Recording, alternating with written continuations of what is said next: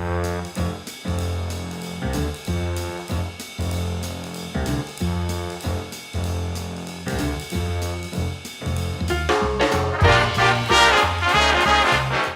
what is up, guys? Ryan here without the Tiffany, surprisingly. So I told Tiffany, you know, I told her we're going to do another live tonight just for Carey University. So we're going to start doing every Wednesday at 7 o'clock, one for Carey University. And she's like, oh my God, Ryan, I can't, you don't know how much work it takes for me to paint my face, do my hair and my war makeup.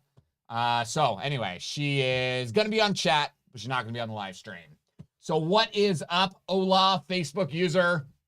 I don't know why it says that. It really is very silly. Very silly. So Fred, what's up? Backwoods Adventure, yellow. What does that mean? What is your, yeah, I don't know. Tiffany's on there. What's up, Tiff? So yeah, I know it'll be a pretty small group today. So make sure you guys post. What's up, Dan? Post your name. Post your favorite gun inside of the comments. What's up, Scuba? And there's a lot, Scuba. There's a lot of crazy gun bills that have been proposed in the last couple days, man. Like, I am just trying to wrap my head around this. HR 127, how crazy. Tiffany says she's just trying to take care of the kids. I get it. I get it. And it's a lot. I'm stressed. It was very stressful to get all this set up again. So, yeah, Scuba says no bleep. A lot of crazy stuff. You know what's scary? A lot of people, the video I posted about HR 127, which if you guys have not seen it yet, it is on the Tampa Carey YouTube channel. You know, there's lots of comments of people that say, you know, it'll never pass. You know, I think a year ago it would have never passed because there was a roadblock, right? But this is one of the first times in my adult life that there's a perfect storm. We have an anti-gun Congress, an anti-gun Senate, or I'm sorry, a split Senate. Kamala, who's a deciding vote, is anti-gun, and a very anti-gun legislator. So it's really crazy. So it doesn't show my name, Dustin. Yeah, Dustin, I gotta like send a message to the people that I pay for all this service through and figure out why it doesn't tell me your guys' name. It just says Facebook user, which is really crazy. So anyway, I'm here to answer any questions that you guys might have about guns, gear, Florida concealed carry, whatever you guys want to talk about. This is about you. So post some questions. Hey, Kathy, how are you? Good to see you there. I had a woman in the class. I forgot to tell you, Tiffany. Woman in the class yesterday that I'm pretty sure was hitting on me. But she was a trip. She was really funny. If you've ever spoken to somebody before and I said, you'd be a fun person to drink with, because she was just a ball of energy. Finally, her son was like, you got to stop, Mom. Cause I think she was coming on to me pretty hard. GF Hunter. What's up, Frank? Somebody said that their favorite gun is a Hellcat. Looks like the comment disappeared. Oh, right here, Canic. So Brian R, Hellcat and a Canic SFX. You know, I have never shot a Canic. I've held a lot of them, never shot one. Universal Jewelry Pawn and Gun Range has a really awesome Canic for sale right now. It must be like their performance center model because it's ported barrel. It's got a bunch of slide serrations. It was pretty neat looking. Okay, so Fred says, what do you think about the Glock 45 compared to a new 19? You know, Fred, it really depends on what your goal is. If you're looking for a really amazing home defense gun, going to the range and target shooting gun, then the Glock 45 is hands down an amazing pistol. It just feels really perfect in my hand, and you get that extra capacity, you know, 17 rounds, and then if you put a +3 base plate on it, you've got 20 rounds. I had to do that math real quick. So I think that's really dope. Now, if you want kind of what I love about the Glock 19, I conceal carry a Glock 19. It's sitting right here. I'd show you, but YouTube would take my video down. I like the 19 because it's perfect. It allows me to carry it concealed, and it also is a very good size for home defense and going to the range. So it's kind of that perfect mix. If you guys remember the time that I got caught at Disney Springs with a gun, it was actually a Glock 45 that I got caught with. And I knew my buddy Kyle from Bunker Depot, which if you guys have never been to his store before, if you're looking to buy a gun right now, he has got a bunch of stuff in stock. Bunker Depot, go check him out. He let me borrow one of his friends. So whatever, it doesn't matter. He let me borrow one. I knew leaving the house that I shouldn't have carried it because I was printing, but I did it anyway, which is very dumb, and I got caught. Okay, so what's up, Ryan? So if it passes, then what? Do we prepare to defend the Second Amendment at all costs? You know, it's a decision that every person has to make for themselves. I have a video that just posted. Oh no, it's going to post tomorrow at 6 o'clock on the Tampa Carry YouTube channel. And the video is talking about gun owners have this false belief. I believe it's a false belief. They say that military and law enforcement will never come and confiscate your guns. Now, we know that's not true. I have a video called America's Gun Confiscation, which has actual cell phone footage, videotapes of U.S. National Guard, U.S. sheriffs, law enforcement, taking thousands of guns from legal citizens during Hurricane Katrina. So we know that it's happened. But this bill, H.R. 127, what they're going to do is it's a psychological warfare game. So part of that bill says that if you get caught with an unregistered firearm, then you get between, I believe it was $75,000 fine or $150,000 fine. So in between those two. Now listen, I think lots of people are going to refuse to give their guns up. I'm one of them.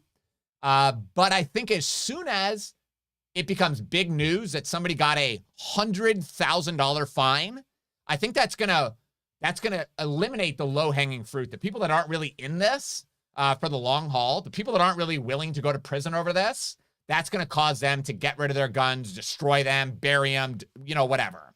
There's also a punishment of HR 127 if you get caught between 15 and 25 years in prison.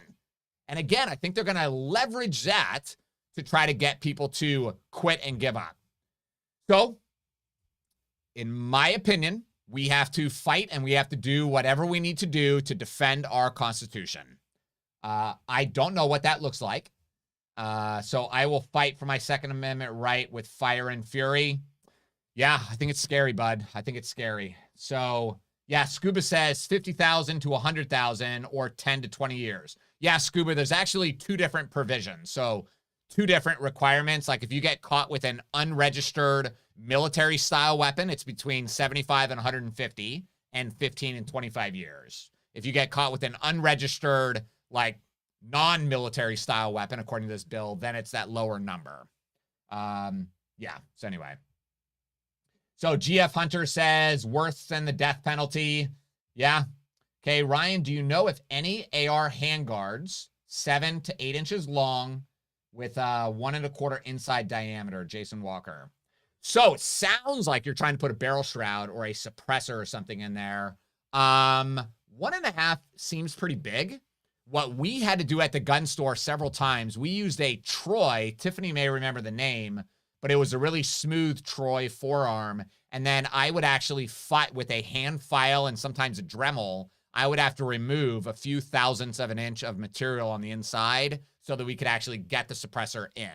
So I built a 300 blackout for somebody one time with probably like an 8-inch barrel. And then we put a silencer code suppressor inside. And that's how we had to squeeze it in there. So you may have to kind of machine out some of that material by hand, which it's a lot easier. It's a lot more difficult than it sounds. Yeah, Scuba. So when I was going through that bill, you know, that's a bill that there was so much information that it wouldn't even be, honestly, the video could have been 45 minutes long. There were so many different points in that bill, which is why you got to really just read it for yourself.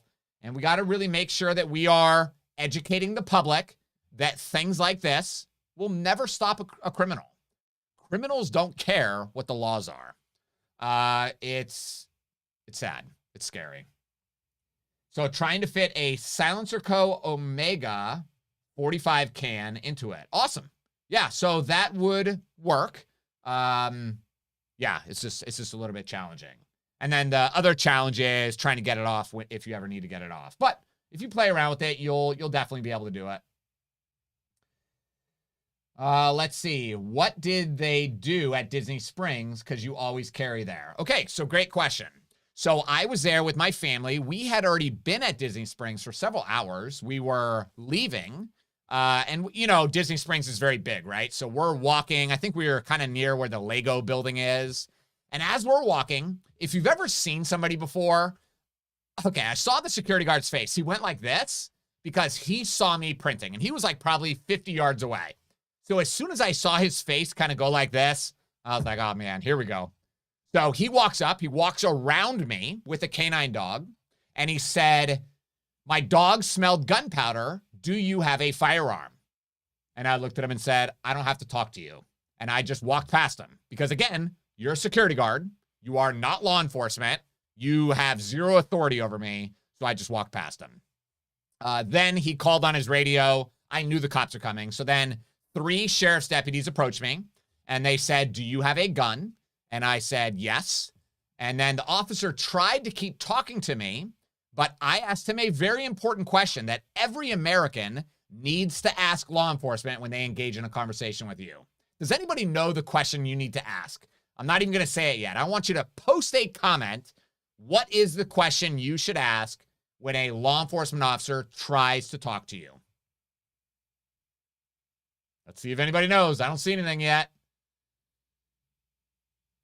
I'll give you a couple more seconds. So the question is, am I being detained? So the officer was a little bit shocked and he said, no, you are not being detained. Okay, a couple people got it. So he said, no, you're not detained. And I said, awesome, have a great day. And I walked away from him. So then Tiffany was very upset and Tiffany, stayed and was talking to the guy or whatever, but I just walked away because I know it is not a crime to conceal carry a gun inside of Disney Springs. They may not want me to have a gun there, but it is not illegal. So I simply walked to the exit, which there's more to the story, but we're going to move on. But yeah, it's an important question to ask. Am I being detained? A lot of people simply don't understand their rights. And they say a lot of things to the police when you are not required to say it. Now, listen, please understand this. I'm a very pro-law enforcement person. However, I also want to understand and utilize the rights that I have. So yeah, it looks like Fred and Scuba both got that one. Good job. All right. Any other questions for me about guns, gear, the laws? Okay, Brian says that Canic that I saw is probably an SFX. Ports are for weight distribution. Okay. Okay, Facebook user, again, don't know the name, says that the HK VP9 SK is their favorite gun. I really like the SK. Tiffany bought me the VP9 Tactical for Christmas, which I really love. What do I think about the laws in reference to LEO-SA permits? I don't know what that is. What is an LEO-SA permit? Is that a law enforcement concealed carry permit? Because I've never heard about that. Trying to Google it real quick while I wait for your answer. Yeah, no, that's something else. Yeah, Scuba. So our books just shipped and we should have them shortly. Ryan, a private security guard on private property is a legally authorized agent of the owner.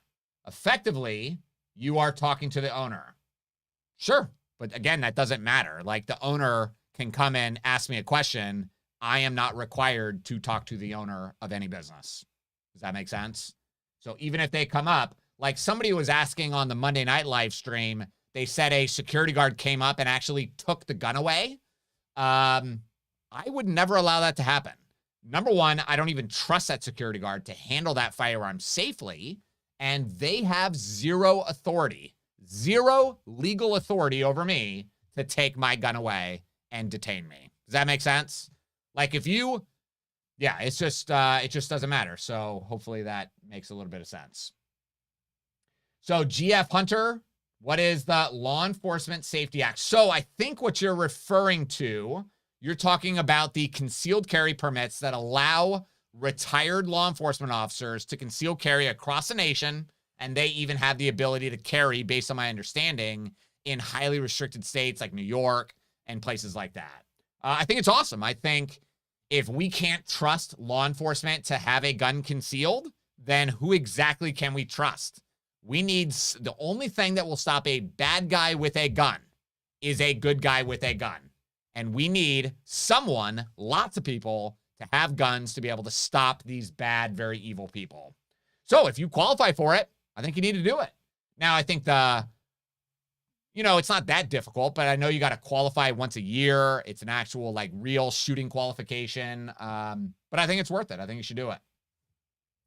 Okay, any other questions?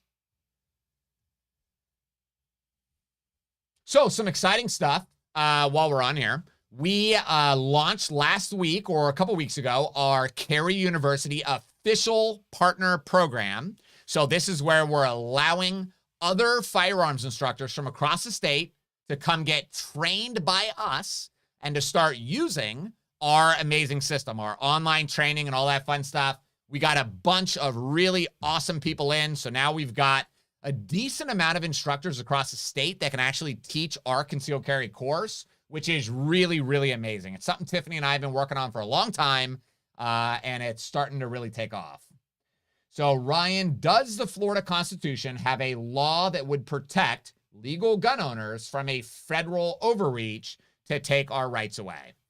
Yeah, so the Florida, I'm going to look it up real quick in my book, but the Florida Constitution actually does protect or guarantee our rights.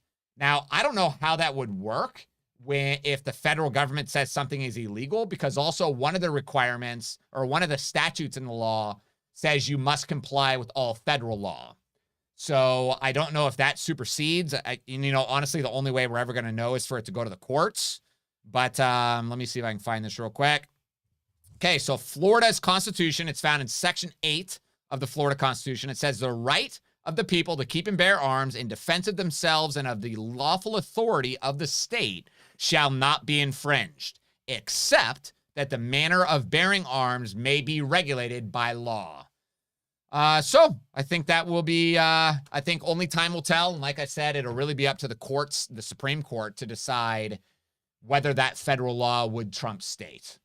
So, okay, so GF Hunter is asking, how much is that law enforcement concealed carry permit? So, I think I don't know what he's talking. Okay. So the law enforcement concealed carry permit, I think, is $100 for the class, and I don't know what it costs to actually apply, but you can check it out. What page is it on in your book? Okay, great. I already closed the book, so now I got to find it again. So it's under the Florida gun laws everybody needs to know, or something like that. So chapter 3. So it's page 39. Okay. Any other questions for me? How did I get? I'm shocked. Nobody has asked a question of how I got to be this good looking. I don't just wake up like this. Like, this actually takes effort. I put some gel, some stuff in there. I mean, it's pretty amazing. It's tough. Let's see. What do you guys think we should do to fight back against this big anti-gun push that's happening in America? How do you suggest that we fight back?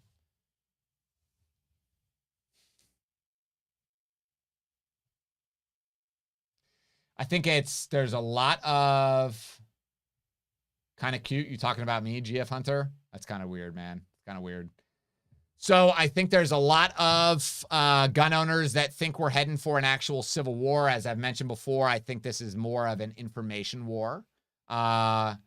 Halloween Noir just posted a video tonight. I haven't watched it yet, of how he talks to anti-gun people and how he has a debate with them. So I'm excited to see that video. Operational security. Okay. Tiffany, maybe you can post the name, Tiffany, of that podcast that one guy was telling us about. Somebody sent us a message. I guess there's a gun podcast where the entire podcast is how to talk to Democrats about firearms. And I thought it was a pretty amazing kind of podcast because people don't really think about that kind of stuff. When will guns be back on the shelf to buy? RV Dog, I don't think it's going to happen anytime soon. You know, anytime there's a presidential election, there's always a big run on guns. And then now that we have such a dangerous kind of environment for gun control, people are just going to keep buying. They're going to keep buying it. They're going to keep hoarding, and it's just going to be more and more difficult. So I don't think it's going to get better anytime soon, for sure. Not as long as Joe Biden is president. So don't think prices are going to drop anytime soon. So Tiffany said it's how to talk to liberals about guns. That is the name of the podcast. So I'm going to wrap this up, guys. Thank you very much for watching. Make sure you tell your friends and family about Carry University. We are now offering our concealed carry course across the state of Florida. If you know any instructors that want to join us, make sure you send them our way, and we will definitely help them out. I'm going to answer one more question. With pistol braces becoming more prevalent, what is the point of federal law being so hung up on SBRs? There is no point. The bottom line is the NFA Act, the only reason that it was passed, initially they wanted all pistols to be part of the NFA Act back in the 1930s. So it's just dumb. It's all dumb, and we need to really fight to get the whole thing repealed because honestly, it just makes zero sense. So thanks for watching, guys, and until next time, be safe.